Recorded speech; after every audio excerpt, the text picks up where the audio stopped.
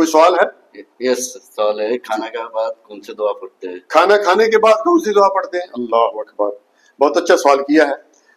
اور میں آپ کو بتاؤں کہ یہ ایسی دعا ہے کہ جس کے بارے میں نبی صلی اللہ علیہ وسلم نے فرمایا کہ پہلے میں دعا پڑھ دیتا ہوں کہ من اکل طعاما ثم قال الحمد للہ الذی اطعمنی ھذا ورزقنی من غیر حول منی ولا قوة غفر اللہ ما تقدم من ذنبی. اس طرح کے الفاظ ہیں کہ جو کھانا کھانے کے بعد دعا پڑھتا ہے اللہ تعالیٰ نے کھانا بھی کھلایا اور اس کے اللہ تعالیٰ جو ہے وہ صغیرہ گناہ معاف کر دے. تو کھانا کھانے کے بعد دعا پڑھنی چاہیے. کھانا کھانے سے پہلے جو ہے وہ بسم اللہ، بسم اللہ الرحمن الرحیم بھی نہیں.